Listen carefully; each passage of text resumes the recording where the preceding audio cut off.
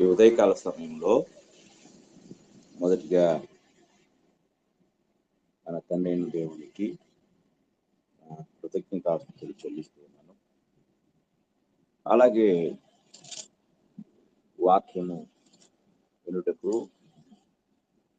ఆసక్తిగా ఉన్న ప్రతి సహోదరి సహోదరులకు కూడా నా హృదయపూర్వకమైన వందనములు తెలియజేస్తున్నాను. ప్రియులారా, దేవుని యొక్క వాక్యము నుండి మనము యేసుక్రీస్తు ప్రభు యొక్క రాకను గురించి ధ్యానిస్తూ ఉన్నాం. యేసుక్రీస్తు యొక్క రాకడను గురించి మనము ధ్యానించే పాఠాలు ఆయన రాకడలో ఏం జరుగుతుంది, ఆయన రాకడకు ముందు ఏమి జరుగుతుంది అనే సంగతులు మనము ధ్యానించాం. అయితే యేసుక్రీస్తు రాకడ వలన మనకు కలిగే ప్రతిఫలం ఏమిటి అనేది ఈరోజు మనము ధ్యానించబోతూ ఉన్నాం. యేసుక్రీస్తు యొక్క రాకడ అనేది అది మనకు ఎటువంటి మేలు కలుగు చేస్తుంది, లేక ఎలాంటి ప్రయోజనాన్ని మనకు కలుగు చేస్తుంది అనేది మనం ఈరోజు తెలుసుకుందాం. ప్రాముఖ్యంగా క్రైస్తవులు ఈ యొక్క సంగతులను బట్టి సంతోషిస్తారు. ఎలా సంతోషిస్తారు, లేక వారికి ఎటువంటి మేలులు కలుగుతాయనే సత్యాన్ని మనం దేవుని వాక్యం నుండి నేర్చుకోబోతున్నాం. యేసుక్రీస్తు రాకడ వలన అనేక వింతైన సంఘటనలు జరుగుతాయి అనే బోధ మాత్రమే మనం ఎక్కువగా వింటున్నాం. కానీ అంతకంటే ప్రాముఖ్యమైన సంగతులు ఏమిటంటే, యేసుక్రీస్తు రాకడ ఆయన నమ్ముకున్న వారికి, ఆయన విశ్వాసం ఉంచిన వారికి ఆ రాకడ ఎంతో ప్రయోజనాన్ని కలుగు చేస్తుంది, ఎన్నో దీవెనలను తెస్తుంది. కనుక యేసుక్రీస్తు యొక్క రాకడ ద్వారా మనం పొందుకునే మేలులు ఈరోజు నేర్చుకోబోతున్నాం. ఇది యేసుక్రీస్తు యొక్క రాకడ రెండు రకాల విషయాలను మనకు తెలియజేస్తుంది. అంటే రెండు గుంపులకు యేసుక్రీస్తు రాకడ రెండు విధానాలను తీసుకొస్తుంది. ఒకటి దేవుని ఎరిగిన వారికి, రెండు దేవుని ఎరగని వారికి. వీళ్ళిద్దరికీ కూడా యేసుక్రీస్తు ప్రభు యొక్క రాకడ తగిన ప్రతిఫలాన్ని ఇస్తుంది. ఇది ప్రభు అయిన యేసుక్రీస్తు రాకడ ద్వారా ఈ రెండు గుంపులకు కలిగే ప్రయోజనం. మొదటిగా యేసుక్రీస్తుని ఎరిగిన వారికి, ఆయన సువార్తకు లోబడిన వారికి. రెండు, యేసుక్రీస్తు ఎరగని వారికి, ఆయన సువార్తకు లోబడని వారికి. ఈ రెండు గుంపులకు యేసుక్రీస్తు ప్రభు యొక్క రాకడ ప్రతిఫలమును అనుగ్రహిస్తుంది. కొందరు కావాలని కోరుకున్నా, కొందరు మాకు అక్కర్లేదు అని చెప్పినా, దీన్ని అంగీకరించకపోయినా, ఆ యేసుక్రీస్తుతో నాకు అసలు సంబంధమే లేదు అని అనుకున్నా, లేక యేసుక్రీస్తుని నమ్ముకున్నందుకు నాకు వచ్చే మేలేంటి అని ప్రశ్నించినా, ఏది ఏమైనప్పటికీ ఈ రెండు గుంపులకు లేక ఈ రెండు వర్గాలకు ఒక గొప్ప ప్రతిఫలం అనేది ప్రభువు ఇవ్వబోతున్నాడు. కాబట్టి ముందుగా మనము ఎరిగిన వారి, దేవుని ఎరిగిన వారి, ప్రభు అయిన యేసుక్రీస్తు సువార్తకు లోబడిన వారికి ఏం జరుగుతుంది, ఏం మేలు కలుగుతుంది అనే సంగతిని మనం మొదటిగా ధ్యానిద్దాం. మొట్టమొదటి పాయింట్, రాజ్యమును స్వతంత్రించుకుందుము. మనం ఆయన రాజ్యాన్ని స్వతంత్రించుకుంటాము. మత్తయి సువార్త 25వ అధ్యాయము, మత్తయి సువార్త 25వ అధ్యాయము 34వ వచనం నుండి మనం చదువుకుందాం. మత్తయి సువార్త 25వ అధ్యాయము 34వ వచనంలో సింహాసనాసీనుడైన మన ప్రభువు ఇలా మాట్లాడుతున్నారు. అప్పుడు రాజు తన కుడివైపున ఉన్నవారిని చూచి, నా తండ్రి చేత ఆశీర్వదింపబడిన వారలారా, రండి, లోకము పుట్టినది మొదలుకొని మీ కొరకు సిద్ధపరచబడిన రాజ్యమును స్వతంత్రించుకొనుడి. ప్రభువు ఆహ్వానిస్తూ ఉన్నాడు. నా తండ్రి చేత ఆశీర్వదింపబడిన వారలారా, రండి, లోకము పుట్టినది మొదలుకొని మీ కొరకు సిద్ధపరచబడిన రాజ్యమును స్వతంత్రించుకుని అంటున్నాడు. మీ కొరకు ఒక రాజ్యము సిద్ధపరచబడి ఉంది. ప్రభువు ఈ లోకంలో ఉన్నప్పుడు ఆయన చేసిన ఒక అద్భుతమైన వాగ్దానాన్ని ఆయన ఇప్పుడు తన వారికి జ్ఞాపకం చేస్తూ ఉన్నాడు. ఇది మనం జాగ్రత్తగా గ్రహించవలసిన వారమై ఉన్నాం. యోహాను సువార్త 14వ అధ్యాయము 2వ వచనాన్ని మనం చదువుకున్నట్లయితే అక్కడ ఇలా ఉంటుంది, నా తండ్రి ఇంట అనేక నివాసములు కలవు, లేని యెడల మీతో చెప్పుదును. మీకు స్థలము సిద్ధపరచ వెళ్ళుచున్నాను. నేను వెళ్ళి మీకు స్థలము సిద్ధపరచిన యెడల నేనుండు స్థలములో మీరును ఉండులాగున మరలా వచ్చి నా ఎద్ద ఉండుటకు మిమ్మును తీసుకొని పోవుదును. ప్రభువు భూమి మీద ఉన్నప్పుడు ఆయన ఇచ్చిన వాగ్దానం, ఇప్పుడు ఆయన భూమి మీద ఉన్నప్పుడు వాగ్దానం ఇచ్చారు.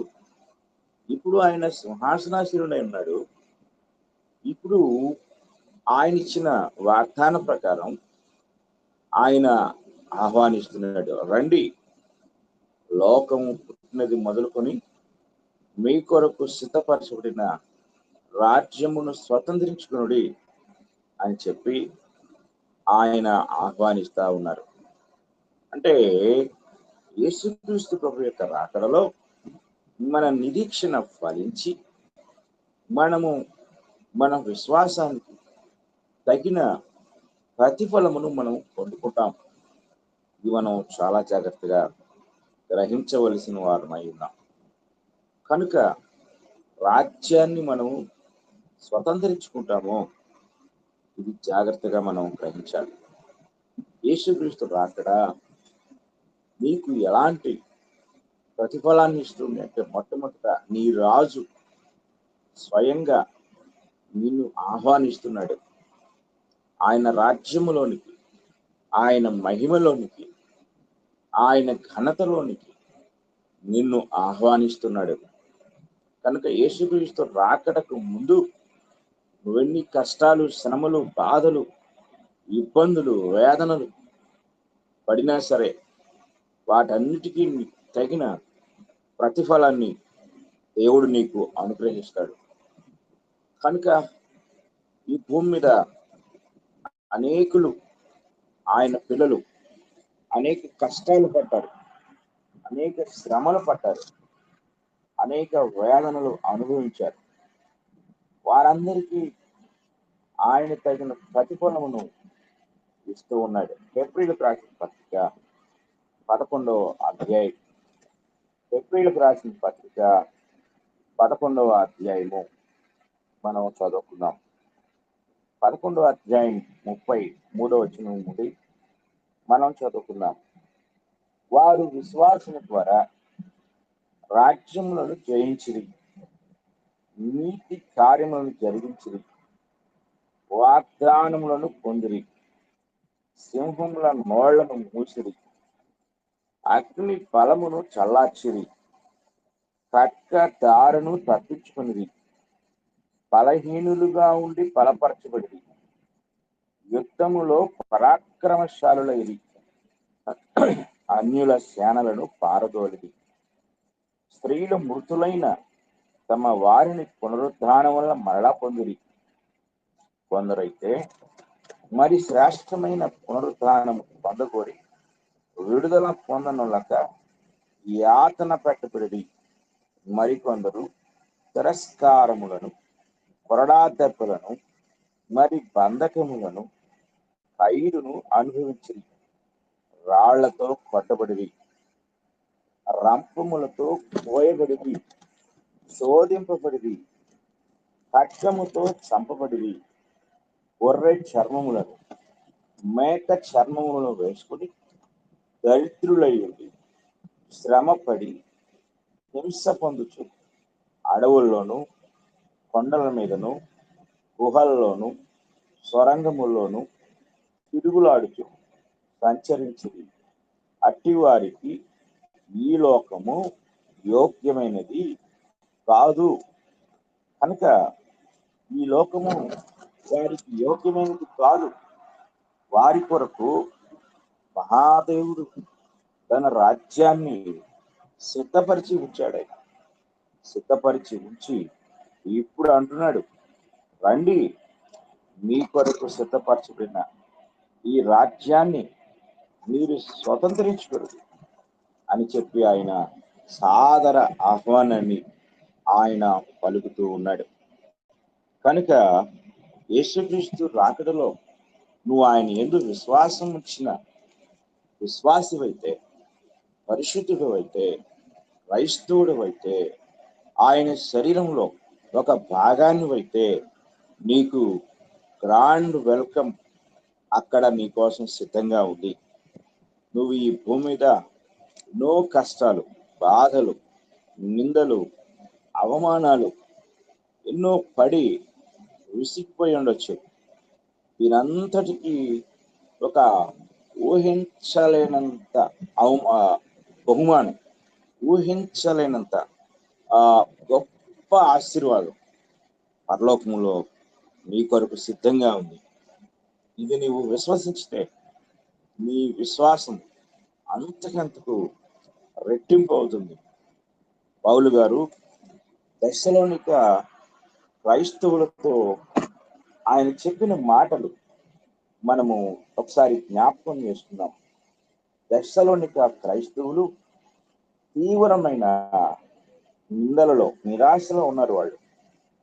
వారు చాలా వేదనకరమైన స్థితిలో ఉన్నారు.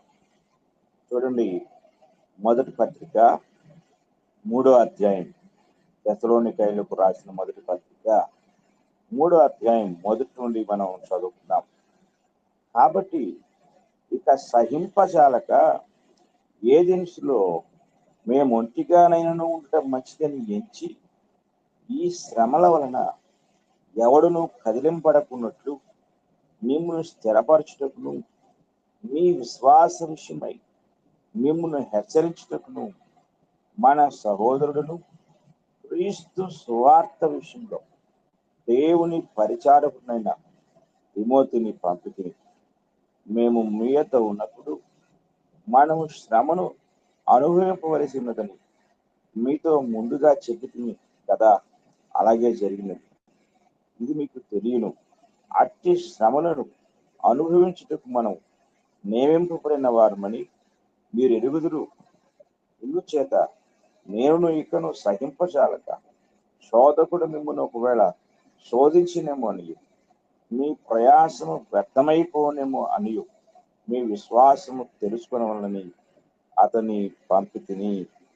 ఇక్కడ మనము గ్రహించినట్లయితే తెస్సలోనికయులు తీవ్రమైన శ్రమల్లో ఉన్నారు. శ్రమలు, ఇబ్బందులు, దెబ్బలు, హింసలు, ఆఖరికి మరణం కూడా తెస్సలోనిక సంఘాన్ని ఏళ్తా ఉంది.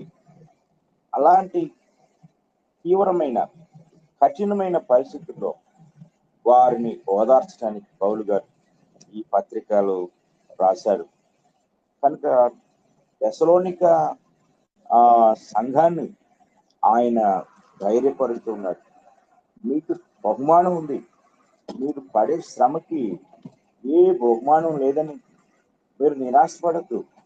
మీకు బహుమానం ఉంది, మీకు రాజ్య ప్రవేశం ఉంది, మీరు రాజ్యాన్ని స్వతంత్రించుకుంటారు, రాజ్యములో ప్రవేశిస్తారు అని చెప్పి పౌలు గారు వారిని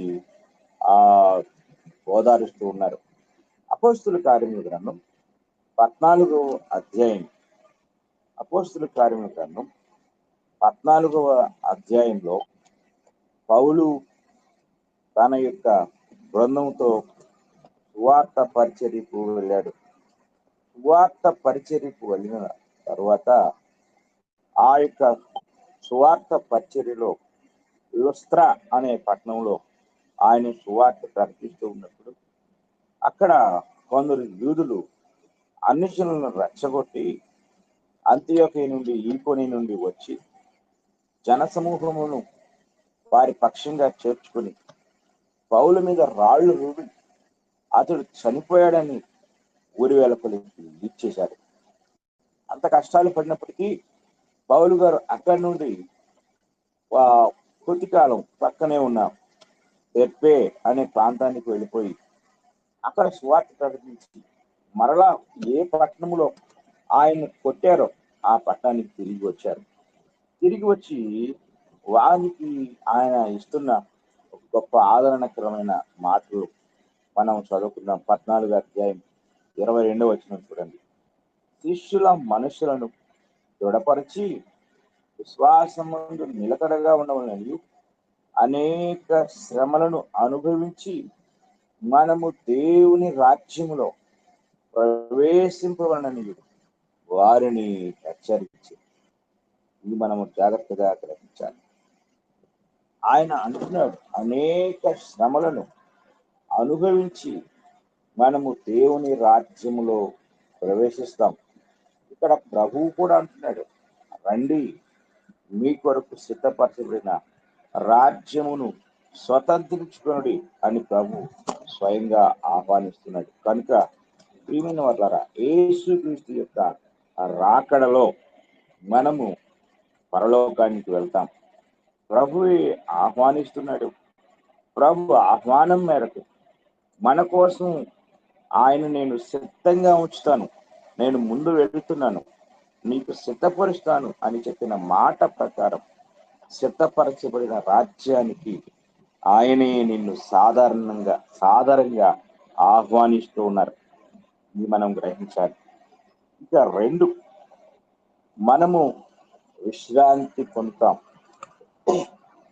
చూడండి, 2వ తెస్సలోనిక పత్రిక 1వ అధ్యాయం 8వ వచనాన్ని మనము చదువుకున్నాము. 2వ తెస్సలోనిక పత్రిక 1వ అధ్యాయం 8వ వచనాన్ని మనం చదువుకుంటే, ఆ ప్రభువైన యేసు తన ప్రభావమును కనపరుచు దూతలతో కూడా పరలోకము నుండి అగ్ని జ్వాలలో ప్రత్యక్షమై దేవుని ఎరగని వారికి, మన ప్రభువైన యేసు సువార్తకు లోబడని వారికి ప్రతి దండన చేయనప్పుడు మిమ్మును శ్రమపరచు వారికి శ్రమయు, శ్రమ పొందుచున్న మీకు మాతో కూడా విశ్రాంతియు అనుగ్రహించుట దేవునికి న్యాయమే. ఈ లోకంలో ఎడతెగని శ్రమలు, నిందలు, బాధలు, పోరాటం, ఇవన్నీ కూడా మనల్ని ఏమాత్రం కొంచెం కూడా ఆ నెమ్మది లేకుండా ఉక్కిరి బిక్కిరి చేసే పరిస్థితుల్లో మనం ఒకవేళ ఉన్నాము. మనకు ఆయన అంటున్నాడు, మీకు విశ్రాంతి, మీకు రెస్ట్ ఉంది అక్కడ. కనుక క్రీస్తు రాకడలో మన కొరకు సిద్ధపరచబడిన ఆ యొక్క విశ్రాంతిలోనికి మనం వెళ్తాం. ఇది మనం గ్రహించాలి. లూకాసు వార్త 16వ అధ్యాయము, లూకాసు వార్త 16వ అధ్యాయము 24వ వచనం నుంచి మనం చదువుకున్నాం. తండ్రివైన అబ్రహామా, నా యందు కనికరపడి తన వ్రేలి పనుల నీళ్ళలో ముంచి నా నాలుకను చల్లార్చి లాజరును పంపుము. నేను ఈ అగ్ని జ్వాలలో యాతన పడుచునని కేకలు వేసి చెప్పాను. అందుకు అబ్రహాము, కుమారుడా, నీవు నీ జీవితకాలం నీకు ఇష్టమైనట్టు సుఖము అనుభవించు, అలాగుననే లాజరు కష్టము అనుభవించినని జ్ఞాపకము చేసుకుని ఇప్పుడైతే వాడు ఇక్కడ నెమ్మది పొందుతున్నాడు. దీని వల్ల నెమ్మది, విశ్రాంతి నీకోసం సిద్ధంగా ఉంది. నువ్వు ఆశిస్తున్న విశ్రాంతి, ఆ గొప్ప రిలాక్స్నెస్ అని నీకోసం సిద్ధంగా ఉంది. నీవు ఖచ్చితంగా ఆ యొక్క విశ్రాంతిలోనికి వెళ్తావు. ఆ నెమ్మదికరమైన స్థలములోనికి వెళ్తావు. నీకోసం ఆయన ఆ నెమ్మదికరమైన స్థలమును సిద్ధపరిచి ఉంచారు. అక్కడ నీవు నిత్య విశ్రాంతి, నిత్య నెమ్మది, అంటే తాత్కాలికమైన నెమ్మది కాదు, తాత్కాలికమైన విశ్రాంతి కాదు, తాత్కాలికమైన సంతోషం కాదు. లోకంలో చాలా మంది మనుషులు తాత్కాలికమైన సంతోషాన్ని డబ్బులిచ్చి కొనుక్కుంటున్నారు. ఓ 2-3 గంటలు తాత్కాలిక ఎంటర్టైన్మెంట్ కోసం, వినోదం కోసం సినిమాకి వెళ్ళేవాళ్ళు, అలాగే మద్యపానం చేసేవాళ్ళు, వీళ్ళంతా తాత్కాలికమైందే. ఆ టైం అయిపోయిన తర్వాత మరలా వాళ్ళు ఇంకా పూర్వమును ఎలాంటి బాధల్లో, హింసల్లో, మనోవేదనలో ఉంటారు. అవన్నీ మరలా యథాతథంగా ఉంటాయి. మరలా వాటన్నింటినీ మర్చిపోవడానికి ఏదో ఒక ఎంటర్టైన్మెంట్. ప్రియమైన వర్లారా, ప్రభు మనకిచ్చే నెమ్మది, విశ్రాంతి అది కొద్ది గంటలు, కొద్ది రోజులు ఉండేది కాదు. నిరంతర విశ్రాంతి, నిత్య విశ్రాంతి ప్రభు నీకోసం సిద్ధంగా వచ్చాడు. నీ నిరీక్షణ ఫలిస్తుంది. నీవు ఖచ్చితంగా ఓదార్చబడతావు. ఈ భూమి మీద ఎవ్వరూ ఇవ్వలేని ఓదార్పు, ఆదరణ, నెమ్మది, సంతోషం, నిత్య ఆనందం అక్కడ నీకోసం సిద్ధంగా ఉంది.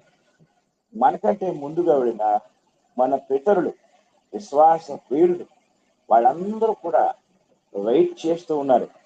ఎవరి కోసం అంటే మన కోసం. మనం వెళ్తేనే కానీ వాళ్ళకి ఆ విశ్రాంతి ఇంకా ప్రభు ఇవ్వలేదు. హెబ్రీ పత్రిక 4వ అధ్యాయం చూడండి. హెబ్రీయులకు రాసిన పత్రిక 4వ అధ్యాయం 9వ వచనం మనం చదువుకున్నాం. హెబ్రీయులకు రాసిన పత్రిక 4వ అధ్యాయం 9వ వచనం చూడండి. కాబట్టి దేవుని ప్రజలకు విశ్రాంతి నిలిచి ఉన్నది.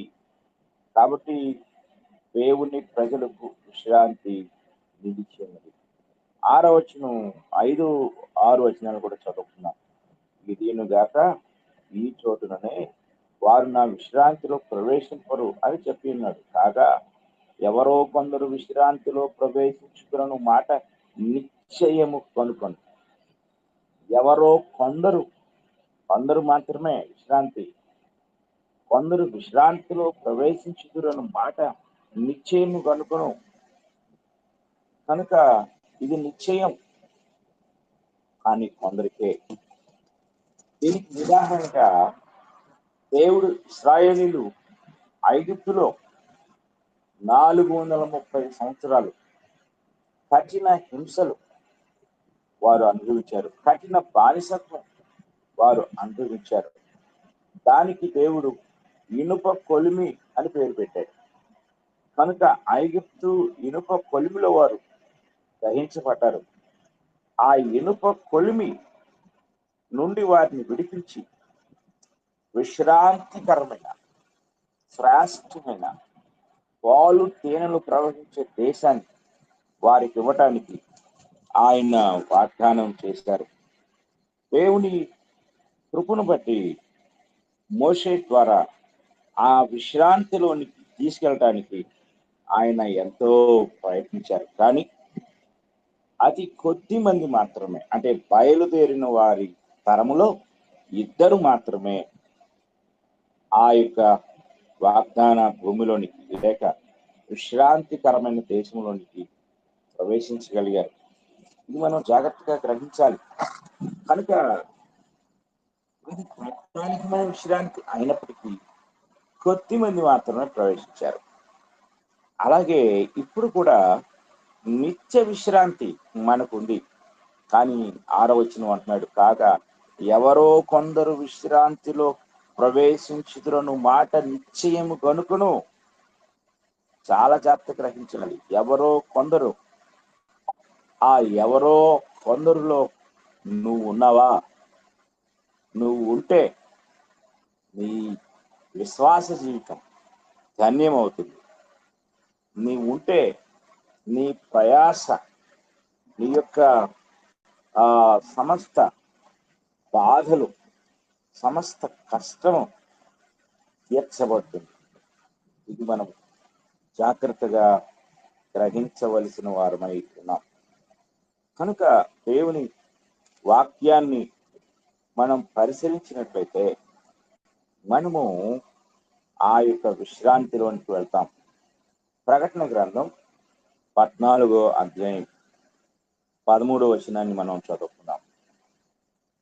అంతటా ఇప్పటి నుండి ప్రభువునందు మృతులందు మృతులు ధన్యులని వ్రాయమని పరలోకముల నుండి ఒక స్వరము చెప్పగా వీటిని నిజమే, వారు తమ ప్రయాసలు మాని విశ్రాంతి పొందుతారు.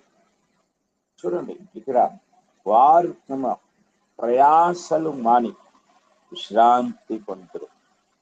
కనుక ప్రభు అయిన యేసుక్రీస్తు వారు ఈ భూమి మీద ఉన్నప్పుడు ఆయన అనేకులను ఆహ్వానిస్తూ ఆయన ఒక గొప్ప పిలుపును ఇచ్చారు.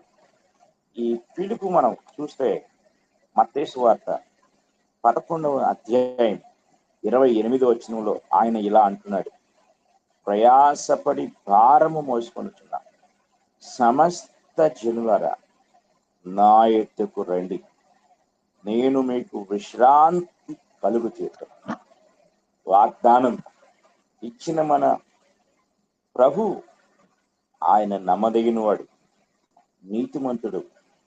ఖచ్చితంగా నీకు ఈ లోకం ఇవ్వలేని, ఈ లోకంలో ఇదే విశ్రాంతి అని నువ్వు అనుకుంటున్నావే, దానికంటే శ్రేష్టమైన, నీ ఊహకు అందని గొప్ప విశ్రాంతిని ప్రభువు నీ కోసం సిద్ధపరిచి ఉంచారు.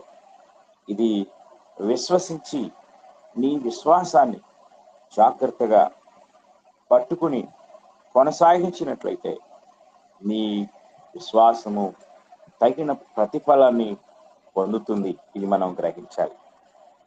కనుక నువ్వు రాజ్యములో ప్రవేశిస్తావు, తర్వాత రాజ్యములో నిత్య విశ్రాంతిని అనుభవిస్తావు. ఇక 3 మహిమను పొందుకుంటావు. మహిమ ఏమిటి? ఈ మహిమ అనేది మనం జాగ్రత్తగా గ్రహించినట్లయితే 2వ దశలోనిక పత్రిక 1వ అధ్యాయం, 2వ దశలోనిక పత్రిక 1వ అధ్యాయాన్ని మనం చదువుకుందాం. 1వ అధ్యాయం 11వ వచనాన్ని మనం చదువుకుందాం. అందువలన మన దేవుని యొక్కయు ప్రభు అయిన యేసుక్రీస్తు యొక్కయు కృప చొప్పున మీయందు మన ప్రభు అయిన యేసు నామమును ఆయన యందు మీరును మహిమ నొందునట్లు, చూడండి, మహిమ నొందునట్లు మేలు చేయవలనని మీలో కలుగు ప్రతి ఆలోచనను విశ్వాసయుక్తమైన ప్రతి కార్యమును బలముతో సంపూర్ణము చేయుచు మన దేవుడు తన పిలుపునకు మిమ్మును యోగ్యులుగా ఎంచినట్లు మీ కొరకు ఎల్లప్పుడూ ప్రార్థించుతున్నాం. ఇందులో అనేక విషయాలు ఉన్నప్పటికీ ప్రత్యేకించి ఆయన యందు మీరును మహిమ నొందినట్లు అనే మాట మనం గుర్తించవలసిన వారమైనాం. కనుక మనము మహిమ పొందుతామో, దేవుడు ఎటువంటి మహిమలో ఉన్నాడో ఆ మహిమను నీకు ఆయన అనుగ్రహించబోతూ ఉన్నారు అనే సత్యాన్ని నీవు విశ్వసించినట్లయితే నీకు అద్భుతమైన మేలు దాగి ఉంది, దాచబడి ఉంది. ఆ మేలు దేవుడు నీకు అనుగ్రహించే గొప్ప మహిమ. ఒకసారి కొరింథీయులకు రాసిన 2వ పత్రిక 4వ అధ్యాయం 7వ వచనాన్ని మనం చదువుకున్నట్లయితే ఆయన ఇలా అంటూ ఉన్నాడు, ఆయనను ఆ బలాధిక్యము మామూలమైనది కాక దేవునిదై ఉండునట్లు మంచి ఘటములలో ఈ ఐశ్వర్యము మాకు కలదు. ఎటుపోయినను శ్రమపడుచున్నను విడిపింపడు వారం కాము, అపాయములో ఉన్నను ఉపాయము లేని వారము కాము. చూడండి, పౌలు తమ శ్రమలను కూర్చి ఇక్కడ మాట్లాడుతూ ఉన్నాడు. అయితే ఆ శ్రమకు తగిన బహుమానం ఉంది అని 17వ వచనంలో ఆయన ఇలా మాట్లాడుతున్నారు. మేము దృశ్యమైన వాటిని కొరక అదృశ్యమైన వాటిని నిదానించి చూస్తున్నాము కనుక క్షణమాత్రముండు మా చొల్లకై శ్రమ మా కొరకు అంతకంతకు ఎక్కువగా నిత్యమైన మహిమ భారమును కలుగు చేయుచున్నది. నిత్యమైన మహిమ నీ కొరకు దేవుడు సిద్ధపరిచి ఉంచాడు. మహాదేవుడు ఏ మహిమలో ఉన్నాడో ఆ యొక్క మహిమను నీకు వాగ్దానం చేశాడు. అంటే దేవునితో సమానముగా ఆయన ఏ మహిమలో ఆయన ఉన్నారో అదే మహిమ దేవుడు నీకు ఇవ్వబోతున్నాడు ఆయన తన రాకడలో. కనుక మనము ఈ వచనాలు గమనించినట్లయితే నీ కొరకు దేవుడు తన మహిమను దాచి ఉంచారు. కనుక తిమోతి తన 2వ పత్రికలో పౌలు గారు తిమోతికి రాస్తూ ఇలా అంటారు. 2వ అధ్యాయం తిమోతికి రాసిన పత్రిక 2వ అధ్యాయము 10వ వచనం ఇలా చెప్తుంది, అందుచేత ఏర్పరచబడిన వారు నిత్యమైన మహిమతో కూడా క్రీస్తు యేసునందు రక్షణ పొందవలని నేను వారి కొరకు సమస్తమును ఓర్చుకొనుచున్నాను. ఏర్పరచబడిన వారికి నిత్యమైన మహిమ ఉంది. నిత్యమైన మహిమ ఉంది. ఇది తాత్కాలికమైన మహిమ కాదు. ఇది గంటలు లేక రోజులు ఉండే మహిమ కాదు. కానీ శాశ్వతమైన మహిమ, నిత్యమైన మహిమ దేవుడు నీ కొరకు సిద్ధపరిచి ఉంచాడు. కనుక ప్రియులారా, క్రీస్తు ప్రభు యొక్క రాకడ నీకు అనేక దీవెనలను తెస్తుంది.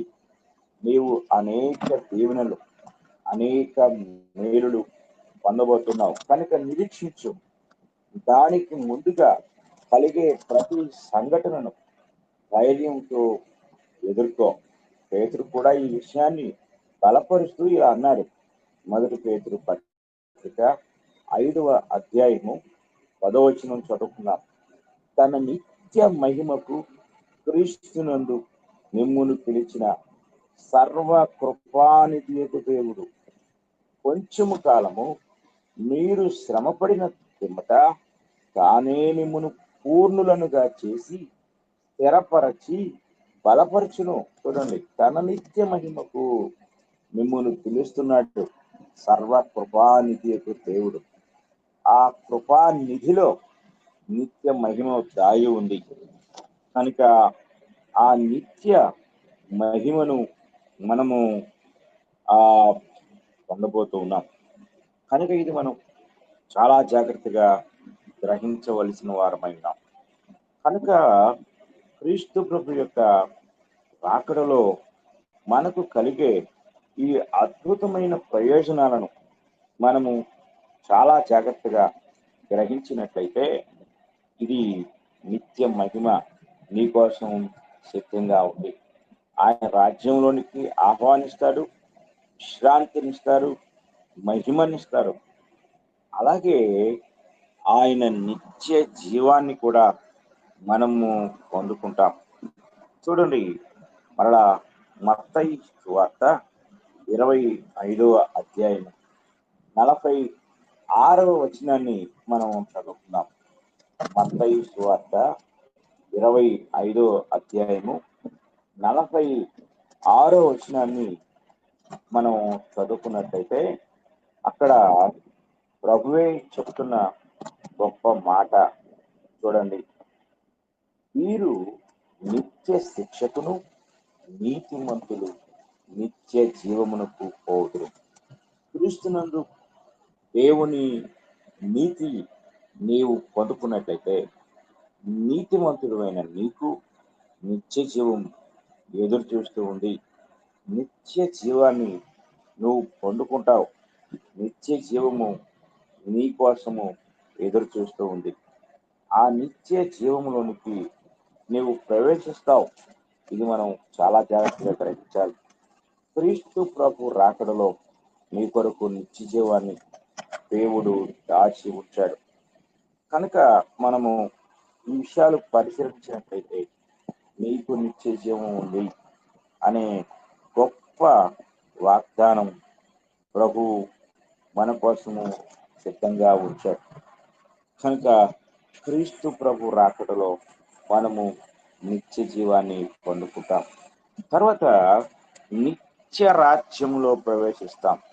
మనం ఇందాక మొదటిగా రాజ్యంలోకి ఆహ్వానం అని చెప్పుకున్నాం. కానీ ఏ రాజ్యం అది, ఎటువంటి రాజ్యం అది అంటే అది భూ సంబంధమైన రాజ్యము కాదు. చాలా మంది ఈనాటికి ప్రత్యేకించి యూదులు భూ సంబంధమైన రాజు కొరకు ఎదురు చూస్తూ ఉన్నారు.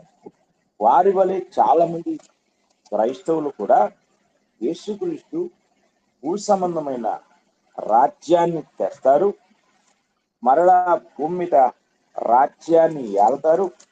1000 సంవత్సరాలు ఈ భూమి మీద ఆయన రాజ్యాన్ని ఏళ్తారు అని చెప్పి నమ్ముతూ ఉన్నారు.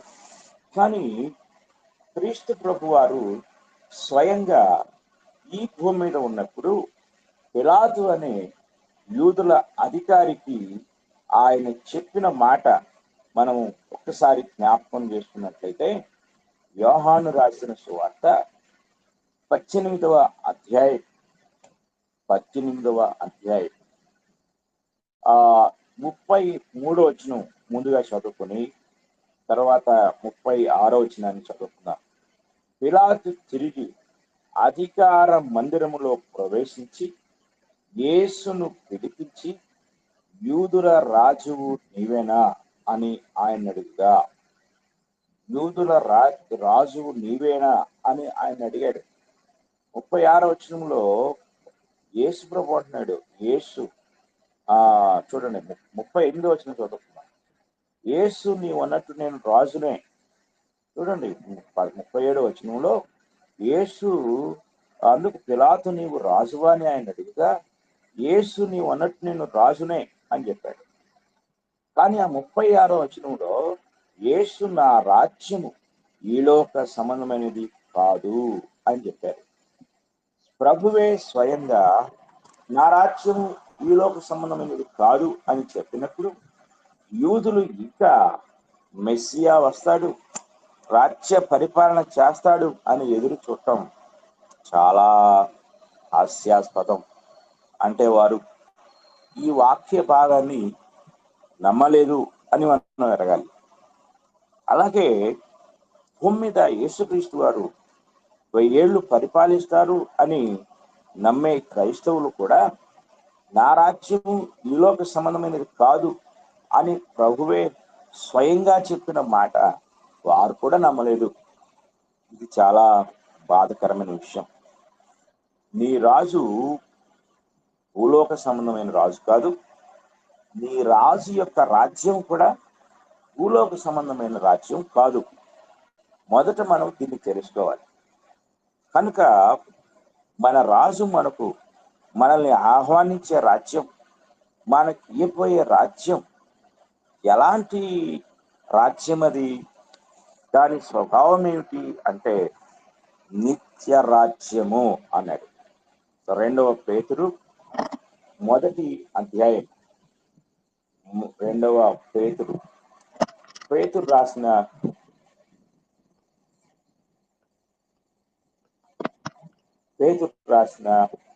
2వ పత్రిక 2వ అధ్యాయము 1వ అధ్యాయము 11వ వచనాన్ని మనం చదువుకుందాం. మీలో మీరిట్టి క్రియలు చేయువారైతే ఎప్పుడునూ తొట్టిల్లరు. అలాగున మన ప్రభువును రక్షకుడైన యేసుక్రీస్తు యొక్క నిత్య రాజ్యములో ప్రవేశము మీకు సమృద్ధిగా అనుగ్రహించారు. నిత్య రాజ్యములో కనుక కొద్ది రోజులు, కొద్ది సంవత్సరాలు ఉండే రాజ్యం కాదు అది. నిత్య రాజ్యము, కాలమే లేని రాజ్యం, ముగింపే లేని రాజ్యం, నిరంతర రాజ్యం, నిత్య రాజ్యం. కనుక ఈ భూమి మీద నీవు నీ విశ్వాసాన్ని గట్టిగా పట్టుకుంటే దానికి ప్రతిఫలంగా కలిగే దెబ్బలు, అవమానాలు, హింసలు, నిందలు ఎన్నో ఎదుర్కొన్న వాటిని నీవు సహించగలిగితే, ఓర్చుకోగలిగితే, నువ్వెంత సహిస్తావో అంతకంతకు రెట్టింపు ఊహ కందనంత మల్టిప్లై చేయబడుతుంది నీ సంతోషం, హెచ్చింపబడుతుంది నీ సంతోషం. ఎందుకంటే ప్రభువు నీకు ఇచ్చే రాజ్యం నిత్య రాజ్యం. ఇది మనం జాగ్రత్తగా గ్రహించాలి. తర్వాత మనం ఇంకొక పాయింట్ మనం గ్రహించినట్లయితే, ప్రభు నీ కొరకు నిత్య స్వాస్థ్యాన్ని ఇవ్వబోతున్నాడు తన రాకలో. నిత్య రాజ్యము, నిత్య స్వాస్థ్యము. హెబ్రీ పత్రిక 9వ అధ్యాయం 15వ వచనాన్ని మనం చదువుతాం. హెబ్రీ పత్రిక 9వ అధ్యాయము 15వ వచనం కూడా. ఈ హేతువు చేత మొదటి నిబంధన కాలంలో జరిగిన అపరాధముల నుండి విమోచనము కలుగుటకై ఆయన మరణం పొందినందున పిలువబడిన వారు నిత్యమైన స్వాస్థ్యమును గూర్చిన వాగ్దానమును పొందు నిమిత్తము. చాలా జాగ్రత్త గ్రహించండి. నిత్యమైన స్వాస్థ్యమును గూర్చిన వాగ్దానమును పొందు నిమిత్తము ఆయన క్రొత్త నిబంధనకు మధ్యవర్తి అయ్యాడు. ఎందుకు ఇక్కడ పౌలు గారు నిత్యమైన స్వాస్థ్యము అన్నాడంటే, ఈ హెబ్రీలు వారి యొక్క పితరులను జ్ఞాపకం చేసుకున్నప్పుడు, వారి పితరులు అబ్రహాముకు దేవుడు చేసిన వాగ్దానాన్ని బట్టి వారు ఐగుప్తు బానిసత్వం నుండి విడుదల పొంది కనానులోనికి ప్రవేశించారు. కనానులోనికి వారు ప్రవేశించినప్పటికీ అది వారు నిత్యము స్వాస్థ్యముగా పొందలేకపోయారు. మనం గ్రహించాలి. ఆ తర్వాత 10 గోత్రాల వారు మరలా అషూరు బానిసత్వానికి వెళ్ళిపోయారు. అలాగే యూదా గోత్రికులు 70 సంవత్సరాలు బబులోను బానిసత్వాన్ని పొందుకున్నారు. అలాగా వారు వాగ్దాన భూమిలో ప్రవేశించినప్పటికీ అది నిత్య స్వాస్థ్యముగా వారికి ఉండలేదు. వారు అప్పుడప్పుడు ఆ స్వాస్థ్యము నుండి బంధించబడి చెరపట్టబడి ఇతర దేశాలకు వెళ్ళిపోయారు. ఇతర దేశస్థుడు అన్యులు వారి స్వాస్థ్యాన్ని అనుభవించారు. కనుక మనకు ప్రభువు చేసిన వాగ్దానములో నిత్యమైన స్వాస్థ్యము ఉంది కదా. ఇది కనాను వంటి స్వాస్థ్యం కాదు. అప్పుడప్పుడు చెరకెళ్ళి మళ్ళీ తిరిగి వచ్చి మళ్ళీ చెరకు వెళ్ళి మళ్ళీ తిరిగి వచ్చేది కాదు. ఇది నీవు ఒక్కసారి ఆ నిత్య రాజ్యములో ఆ నిత్య స్వాస్థ్యములో ప్రవేశిస్తే నిరంతరము ప్రభువుతో ఉంటావు. కనుక నిత్య స్వాస్థ్యం నీకోసము సిద్ధంగా ఉంది అనే సంగతి నీవు గ్రహించాలి. అలాగే పేతురు గారు తన మొదటి పత్రికలో రాస్తూ 1వ అధ్యాయం 3వ వచనంలో ఆ స్వాస్థ్యాన్ని గురించి ఎంతో స్పష్టంగా చెప్తారు. చదువుకుందాం. మన ప్రభువు యేసుక్రీస్తు తండ్రి అయిన దేవుడు స్తుతింపబడును గాక. మృతుల్లో నుండి యేసుక్రీస్తు తిరిగి లేచుట వలన జీవముతో కూడిన నిరీక్షణ మనకు కలుగునట్లు, అనగా అక్షయమైనది నిర్మలమైనది వాడబారనిదియునైన స్వాస్థ్యము మనకు కలుగునట్లు. ఎలాంటి స్వాస్థ్యం ఇది? అక్షయమైనది, నిర్మలమైనది, వాడబారనిది. ఆ స్వాస్థ్యం మన కోసం ప్రభువు సిద్ధపరిచి ఉంచాడు. ఆయన తన విశేష కనికరం చొప్పున మనలను మరలా జన్మింప చేసను. నువ్వు మరలా ఎందుకు జన్మించాల్సి వచ్చింది? ఎందుకు తిరిగి జన్మించాల్సి వచ్చింది? ఎందుకు ఆ కొత్త జన్మ అనుభవాన్ని పొందాల్సి వచ్చిందంటే, ఇదిగో ఇంత గొప్ప స్వాస్థ్యాన్ని దేవుడు నీకు ఇవ్వటానికి నీవు పునర్జన్మ పొందవలసిన పరిస్థితి ఏర్పడింది. నీవు పొందిన ఈ పునర్జన్మ ప్రభు ఇచ్చే వాగ్దానం నిత్య స్వాస్థ్యం. ఇది మనం చాలా జాగ్రత్తగా గ్రహించాలి. అలాగే మరొక వచనాన్ని కూడా మనము చదువుకున్నట్లయితే హెబ్రీ పత్రిక 10వ అధ్యాయం 34వ వచనాన్ని మనం చదువుకున్నాం. ఎలాగనగా మీరు ఖైదులో ఉన్న వారిని కరుణించి మీకు మరి శ్రేష్టమైనది స్థిరమైనదియునైన స్వాస్థ్యం ఉన్నదని ఎరిగి. చూడండి, ఇక్కడ హెబ్రీ క్రైస్తవులట వాళ్ళు ఏం చేశారంటే మీ ఆస్తి కోల్పోవుటకు సంతోషంగా ఒప్పుకుంటుంది. హెబ్రీ క్రైస్తవులు ఆస్తిని పోగొట్టుకున్నారు.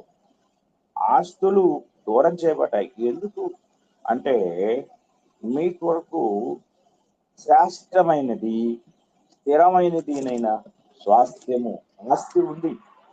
నువ్వు భూమి మీద ఈ ఆస్తిని పోగొట్టుకుంటున్నావా? ప్రభువుని నమ్ముకున్నందుకు నా ఆస్తి పోయింది, నా ఉద్యోగం పోయింది, నా వ్యాపారం పోయింది, నా డబ్బు పోయింది, నా కుటుంబం పోయింది, లేక ఇంకా అది పోయింది ఇది పోయింది అని ఒకవేళ బాధపడుతున్నావేమో. ప్రియమైన సహోదరి, ప్రియమైన సహోదరుడా, ఎక్కడికి పోనిది, ఎవరు అపహరించనిది దేవుడు నీ కొరకు ఆస్తిని సిద్ధంగా ఉంచాడు. అది శ్రేష్టమైన ఆస్తి, స్థిరమైన ఆస్తి. అది ఎవరూ కూడా దొంగిలించలేనిది, నీ యొద్ద నుండి లాక్కోలేనిది. అలాంటి ఆస్తి మీకోసం సిద్ధంగా ఉంది. కనుక మనము దేవుని యొక్క వాక్యాన్ని జాగ్రత్తగా పరిశీలించినట్లయితే మన కొరకు ఇంత నిరీక్షణ ఉంది.